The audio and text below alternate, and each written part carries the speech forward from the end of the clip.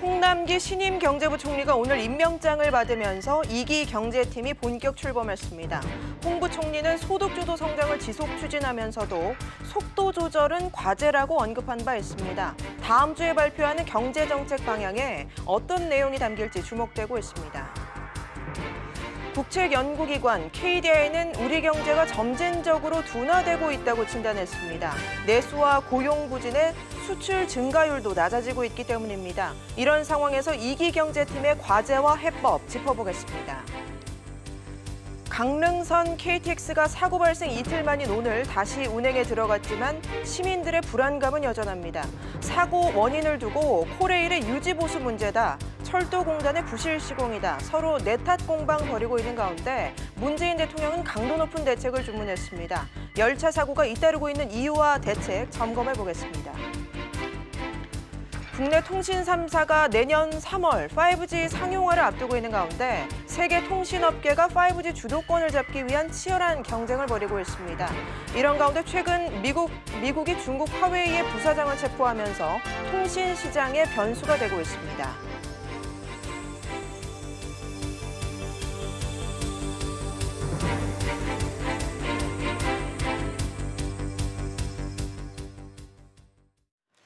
여러분 안녕하십니까? 홍남기 신임 경제부총리가 오늘 임명장을 받으면서 2기 경제팀이 본격 출범했습니다. 고용부진과 경기 침체 등 곳곳이 지뢰밭 같은 위기 속에서 새 경제팀의 과제가 산적해 있는 상황입니다. 먼저 정인아 기자가 짚어봤습니다. 서울 광장시장에서 가게를 운영하는 진모 씨는 인건비 걱정이 큽니다. 너무 급작스럽게 오르는 게 있잖아요. 아무리 경기도 아직 못 낫는 것도 많은데 그런 부분 좀 고려해서 점차적으로 오르는 게 맞다고 생각을 하고 좀. 자녀들 취업을 걱정하는 부모들의 하소연도 어제 오늘의 일이 아닙니다.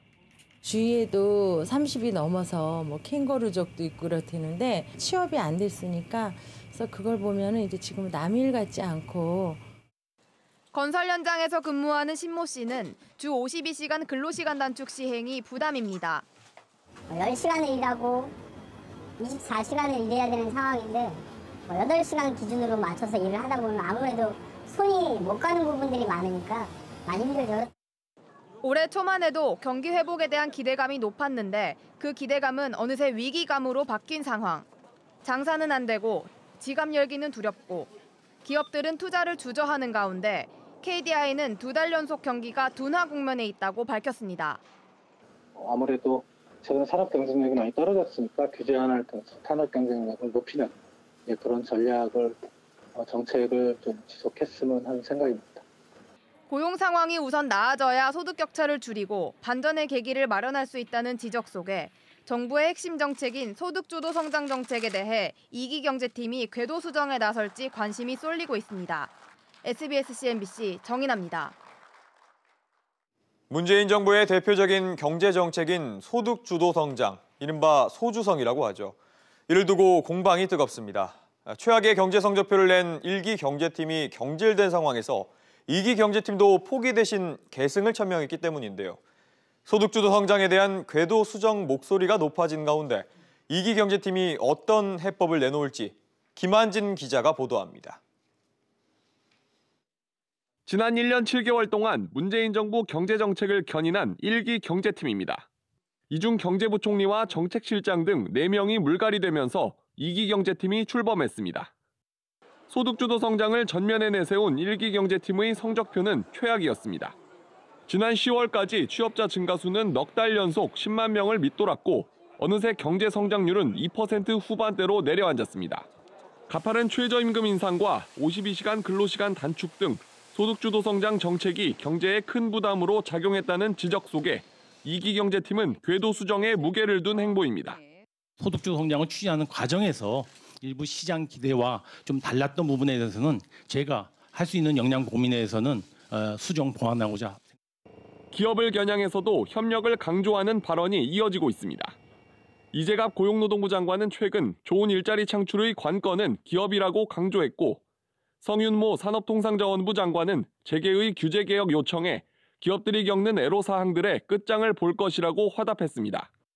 분배 정책을 성장 정책으로 포장하는 바람에 진짜 성장 정책들이 뒤로 밀려버린 모습이 혁신 성장을 통해서 좀 제대로 된 성장을 하면서 소득주도 성장은 분배 정책으로서 또 우선순위를 조금 뒤로 해서 추진을 하는.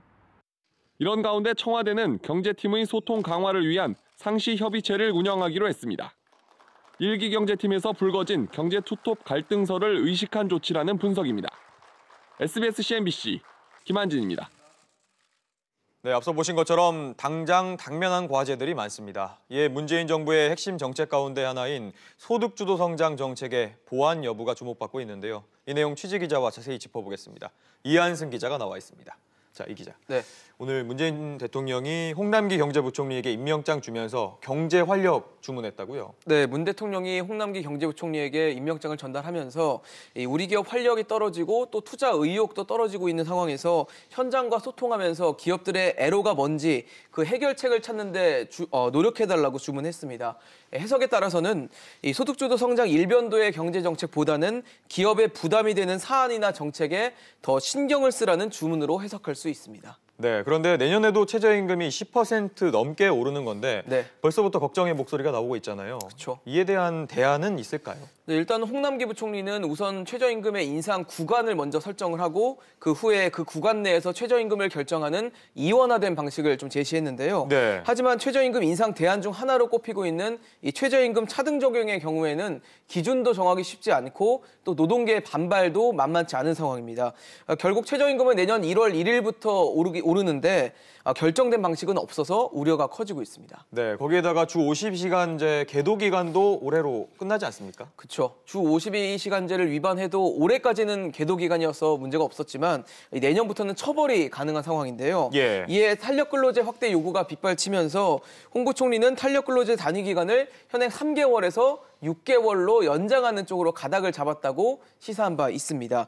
경사노위에서 논의가 되고 있는데 빨라야 내년 1월 말쯤에 결정이 될 것으로 보입니다. 그리고 또 그 이후에 2월 임시국회가 열려야지 처리가 될 수 있는 상황이기 때문에 내년부터 단속이 시작되면 범법자가 양산될 수 있다는 지적도 나오고 있습니다. 네, 이 기자, 앞서 제가 질문 드린 것처럼 문 대통령이 직접 홍남기 경제부총리에게 경제 활력을 주문을 했잖아요. 그렇죠. 홍 부총리는 어떤 입장인가요? 네, 맞습니다. 일단 규제 개혁을 포함한 혁신 성장의 속도를 내면서 또 경제 체질과 이 구조 개혁을 본격화하는 방안이 거론이 되고 있는데요. 홍 부총리도 경제관계장관 회의를 경제 활력 대책 회의로 바꿔서 그만큼 민생 경제에 전력 투구하겠다는 의지를 내비쳤습니다. 이 오죽하면 회의 이름을 바꿔서까지 좀 노력을 하겠냐는 의사를 내비쳤냐. 그래서 이걸 두고 현 상황에 대한 인식이 좀 심각함을 드러냈다. 이런 해석이 나오고 있습니다. 예. 홍 부총리는 당장 이번 주 중에 이 경제 활력 대책 회의를 열고 대안 마련에 나설 예정입니다. 네, 쉽지만은 않은 상황이지만 올해 내내 이렇게 이어져 온 경제 상황 보면 소득주도 성장을 관련해서 이제 보완이 좀 필요하다 이런 얘기 나오는데 어떻습니까? 맞습니다. 우선 전임 부총리였던 김동연 전 부총리가 오늘 퇴임하면서 가장 아쉽다고 꼬집었던 부분이 일자리와 소득 분배 문제였거든요. 예. 일자리가 줄어들고 소득 양극화가 심화되는 상황에서 이 소득주도 성장 정책이 잘못됐다는 지적이 많았습니다. 이 일자리와 소득 양극화 해결이라는 이 무거운 짐을 짊어지게 된 2기 경제팀의 어떤 무게가 무거운 만큼 이제 소득주도 성장에 대한 궤도 수정의 목소리도 높아진 상황입니다. 아마 다음 주 초에 발표될 내년도 경제 정책 방향에서 이 소득주도 성장의 궤도 수정의 가능성을 좀 엿볼 수 있지 않을까 생각되고 있습니다. 네, 알겠습니다. 이 기자 이야기 잘 들었습니다.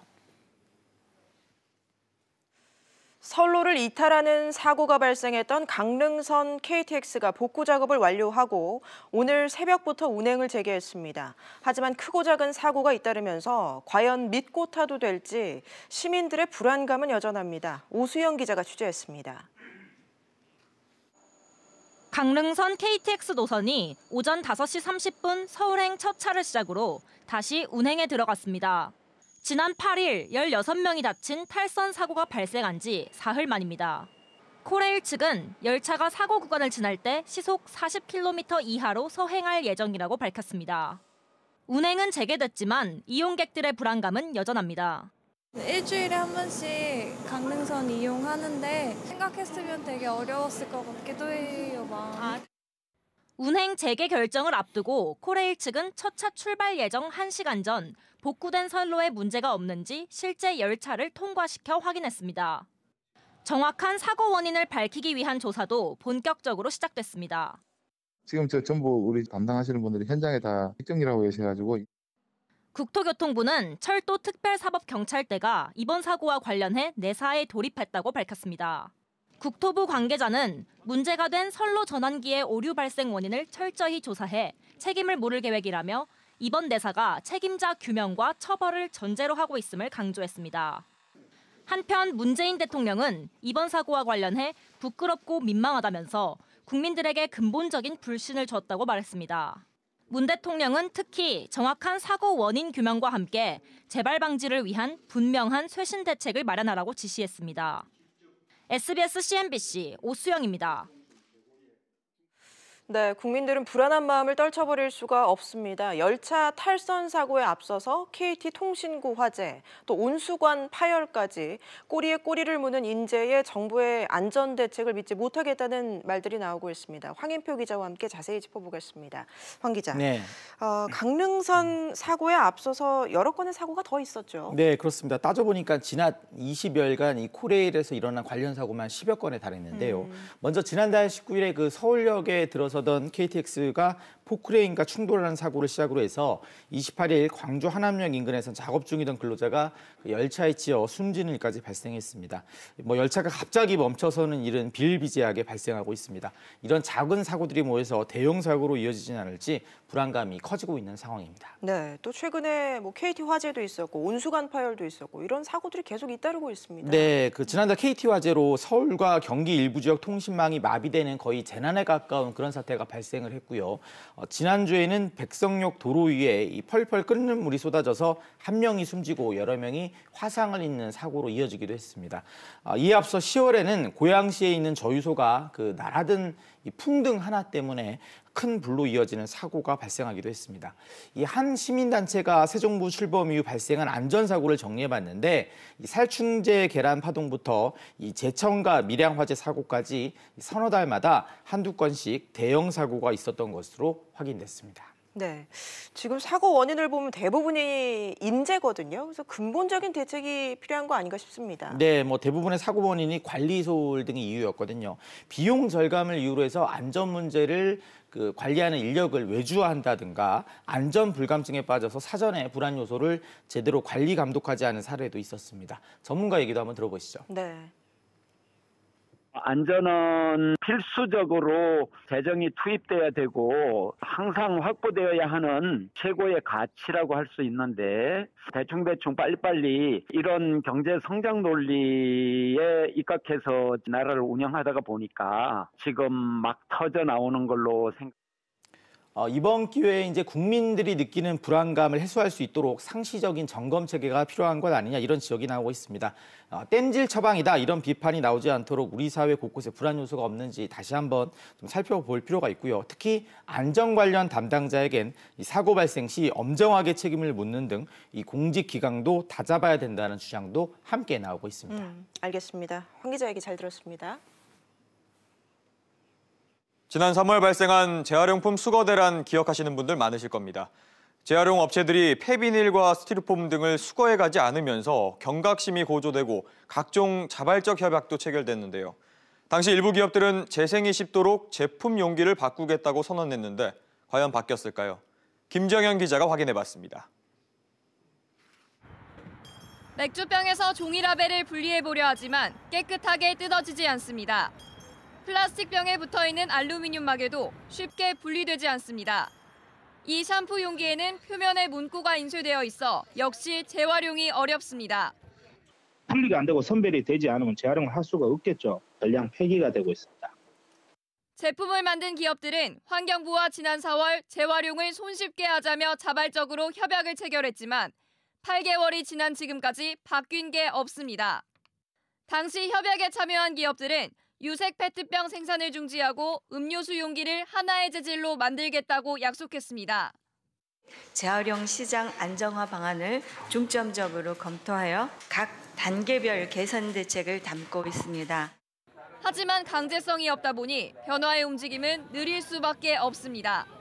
협약은 자발적으로 이루어져서 법적인 강제성 같은 건 없대요. 최대한 업계에서 수용 가능한 범위 내에서 진행한 사항이고 협약에 명시된 시한은 내년 말까지지만 이대로라면 속도를 높일 수 있는 대책이 필요하다는 지적이 나옵니다.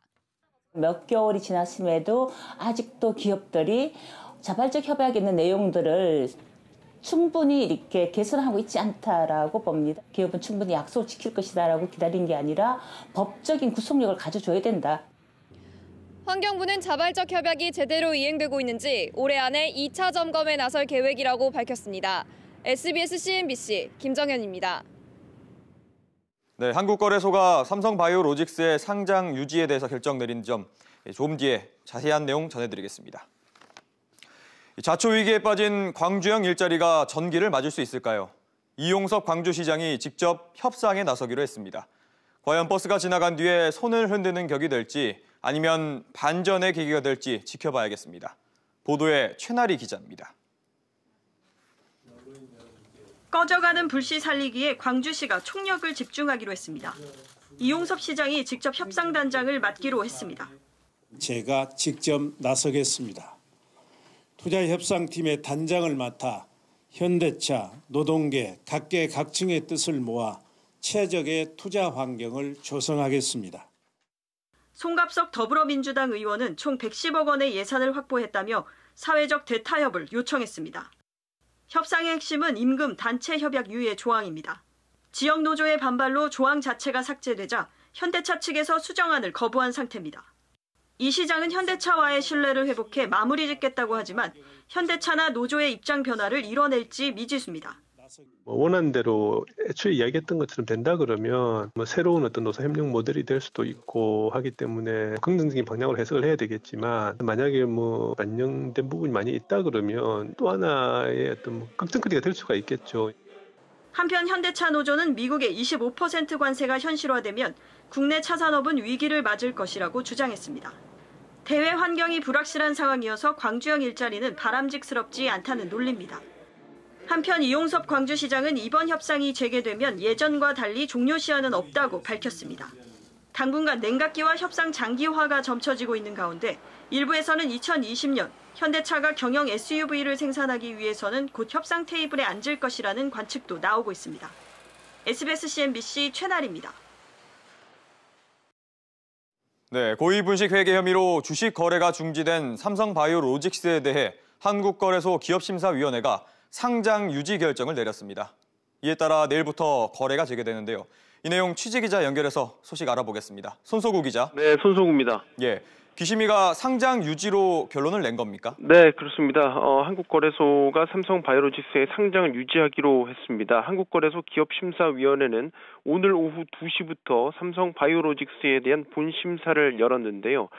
기심위는 기업 계속성, 경영 투명성, 또 공익과 투자자 보호를 종합적으로 검토한 결과 삼성바이오로직스의 상장을 유지하기로 했다고 조금 전에 밝혔습니다. 네, 그렇다면 앞으로 삼성바이오로직스는 어떤 절차를 밟게 되는 거죠? 이번에 기심위가 상장 유지를 결정함에 따라서 삼성바이오로직스는 당장 내일 11일부터 주식 거래가 재개됩니다. 하지만 일단 거래는 재개되지만 이 금융당국의 검찰 고발이나 중징계 결정은 유효합니다. 따라서 삼성바이오 측이 법원에 제기한 가처분이나 행정소송은 이 거래 재개와는 별도로 계속해서 진행됩니다. 다시 한번 전해드리겠습니다. 한국거래소가 삼성바이오로직스의 상장을 유지하기로 조금 전에 결정했습니다. 지금까지 SBS CNBC 손석우입니다. 자율주행차 개발을 위해서 실제와 똑같은 주행 환경을 제공하는 가상의 도시가 오늘 문을 열었습니다. 기업과 연구기관, 대학생들까지 관련 기술을 마음껏 실험해 볼 수 있는 공간이 마련된 건데요. 강산 기자가 다녀왔습니다. 녹색불을 확인한 차량이 어린이 보호구역을 통과합니다. 스쿨버스 뒤에서 어린이가 튀어나오자 달리던 차량은 급정거로 멈춰섭니다. 운전자가 없는 자율주행차가 내부에 마련된 센서로 위험을 감지하고 즉시 대응한 겁니다. 경기도 화성시에 문을 연 KCT는 이처럼 복잡한 도심도로뿐만 아니라 고속도로와 주차장 등 다양한 주행 환경을 실제와 똑같이 재현했습니다. 크기는 32만 제곱미터로 여의도 면적의 8분의 1에 달합니다. 특히 세계 최초로 오지통신망을 사용해 차량 외부와 도로 상황을 초고속으로 파악할 수 있습니다. 사고의 위험을 줄여주는 자율주행차는 모빌리티 혁명의 중심에서 우리의 삶과 사고방식 그리고 문화까지도 모두 변화시킬 것입니다. K시티는 앞으로 누구나 예약만 하면 이용할 수 있도록 개방됩니다. 대학이나 중소기업, 스타트업 기업 같이 자본이라도 좀 기술이 부족한 이런 곳을 대상으로 해서 우선적으로 무상으로 다 이 K시티를 갖다가 제공을 해주고, 자율주행차 관련 산업의 글로벌 시장 규모는 오는 2020년 210조 원에서 2035년 1,300조 원으로 급성장할 것으로 기대됩니다. 정부가 지난해 8월부터 125억 원을 투입해 1년 4개월 만에 실험 도시를 완공한 이유입니다. SBS CNBC 강산입니다. 자율주행차와 인공지능, 이런 미래 사회를 연결하는 신경망이 바로 5G입니다. 세계 각국이 5G 초반 주도권 싸움을 벌이고 있는데 미국과 중국 간의 화웨이 사태가 불거지면서 우리의 세계 최초 5G 상용화 전략에 차질이 빚어질 가능성은 없는지 짚어봤습니다. 김성훈 기자입니다. 지난 1일 5G 전파를 쏘아올린 이동통신사들은 내년 3월 상용화를 목표로 기지국 구축에 박차를 가하고 있습니다. 5G 전국 상용화에 필요한 기지국 수는 LTE 때보다 1.5배 많을 것으로 예상되기 때문입니다. 그런데 구축 초기 단계지만 현재까지 국내 통신 3사의 기지국 설치 현황을 보면 업체별로 큰 차이가 납니다. LG유플러스는 이미 4천여 곳을 설치했습니다. 하지만 SKT와 KT는 각각 1,000곳도 안 됩니다. 업계에서는 중국 화웨이와 삼성은 이미 공급 준비를 마쳤지만 노키아와 에릭슨은 그렇지 못한 것이 아니냐는 의구심이 제기되고 있습니다. 지금 아마 거의 타산 물량은 못 들어올 거예요. 화웨이하고 삼성만 예보면. 지금 5G 설비 공급이 원활치 못할 그런 가능성이 있습니다. 수도권 중심으로 보급이 되고 비수도권은 상당히 늦춰질 가능성도 있습니다. 이에 대해 KT와 SKT는 아직 초기 단계라 현재 기지국 수는 별 의미가 없다며 내년 3월까지 준비에는 이상이 없다는 입장입니다. 하지만 최근 미국의 화웨이 부사장 체포 등으로 불거진 미중 간 통신 전쟁 여파가 심상치 않습니다. 미국의 견제로 영국, 호주, 뉴질랜드 등이 잇따라 화웨이 장비 도입을 거부하고 대체 공급처로 에릭슨, 노키아로 주문을 돌릴 태세입니다. 에릭슨과 노키아로 주문이 몰릴 경우 우리에게 공급되는 시기와 양에도 문제가 생길 수 있습니다. 내년 3월 세계 최초 5G 상용화가 차질 없이 이뤄질지 미중 간 통신 전쟁이 새로운 변수로 떠오르고 있습니다. SBS CNBC 김성훈입니다. 네, 화웨이 사태를 놓고 미중 통신 전쟁이라는 말까지 나올 정도입니다. 그만큼 이 5G 시장을 놓고 각 국가별 경쟁도 치열한 상황인데요. 취재 기자와 함께 조금 더 자세한 얘기 짚어보겠습니다. 김성훈 기자가 나와 있습니다. 김 기자, 우선 각국이 5G 어떻게 준비하고 있나요? 네, 지난 1일 국내 통신사 3사가 세계 첫 5G 전파 송출을 알렸는데요. 미국, 중국도 속도를 높이고 있습니다. 먼저 미국입니다. 2위 통신업체 AT&T는 우리나라처럼 올해 하반기부터 망 구축 공사를 진행하고 있습니다. 국내 삼성전자와 협력 관계인 버라이즌도 스마트폰을 비롯해 TV 등 가전제품에 5G를 접목하기 위한 서비스 준비에 한창입니다. 중국의 기세도 무섭습니다. 5G 기술력이 가장 앞선 화웨이 위에도 차이나 유니콤 등 통신사들이 내년 시범 서비스를 시작할 계획입니다. 2020년 도쿄올림픽을 바라봤던 일본 통신업계도 내년 9월 자국에서 열리는 럭비 월드컵을 상용화 목표 시점으로 앞당겼습니다. 현재로서는 우리나라와 미국, 중국이 내년 상반기, 일본이 하반기 상용화가 유력합니다. 네, 김 기자, 그런데 이 5G 시대를 앞두고 화웨이가 유독 주목을 받고 있다는데 왜 그런 건가요? 네, 한 조사 결과에 따르면 지난 2분기 글로벌 통신장비 시장 점유율에서 화웨이는 1위를 차지했습니다. 전문가들은 화웨이가 가격과 기술력에서 에릭슨, 노키아를 압도하고 있는 것으로 보고 있습니다. 장비뿐 아니라 스마트폰 시장 점유율도 올해 2분기 기준 세계 2위를 기록해 5G 상용화 때 시너지 효과를 기대하고 있습니다.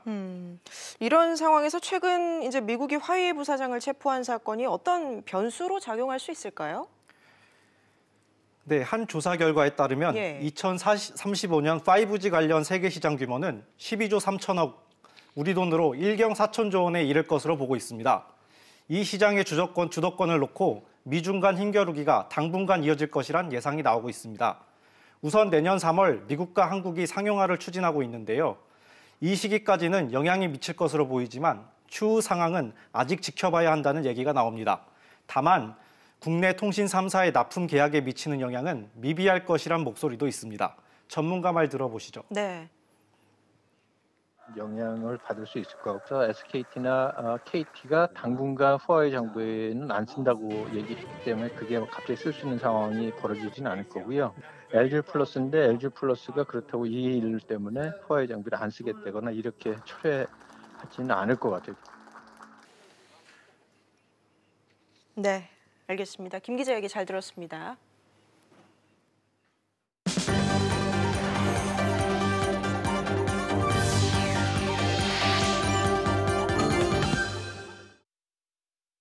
KT가 아연지사 화재로 피해를 입은 영세 소상공인 보상안을 발표했습니다. KT는 피해가 발생한 지역구 68개 주민센터에 오는 26일까지 2주 동안 직원을 상주시켜 서비스 장애 사실을 접수하고 이를 근거로 위로금을 지급할 방침입니다. 대상은 연매출 5억 원 이하 소상공인입니다. 코스피가 외국인의 팔자세에 전거래일보다 21.97포인트 내린 2053.79의 거래를 마쳤습니다. 뉴욕 증시가 연이어 부진하고 미중 무역 갈등이 계속된 게 국내 증시에 부정적인 영향을 미친 것으로 풀이됩니다. 외국인이 홀로 2,709억 원을 순매도했고 개인은 1,337억 원, 기관은 2,709억 원을 순매수했습니다. 코스닥 지수는 전거래일보다 14.94포인트 내린 670.39로 마감했습니다. 내년부터 소득 상위 50% 이상 건강보험 가입자의 본인 부담 상한액이 가입자 연평균 소득의 10% 수준으로 오릅니다. 본인 부담 상한제는 경제적 능력에 따라 가입자별로 책정된 부담액을 넘으면 건강보험공단이 그 초과 금액을 돌려주는 제도입니다. 이번 국민건강보험법 시행령 개정에 따라 저소득층의 건강보험 혜택이 늘어나게 됩니다.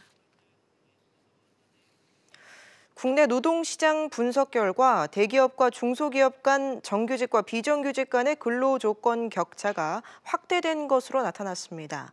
한국은행 보고서에 따르면 사업체 규모별 임금 격차가 지난 80년대 초 1.1배에서 2014년 1.7배로 확대됐습니다.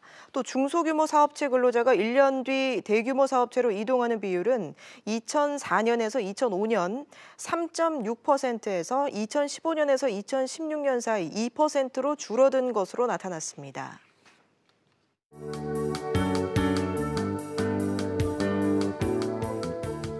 안녕하세요. K웨더 라이프스타일 예보 박유라입니다. 한파가 조금 누그러지면서 활동하기 한결 수월했던 하루였습니다. 내일은 한파가 주춤한 사이 전국 곳곳에 눈 또는 비가 올 텐데요.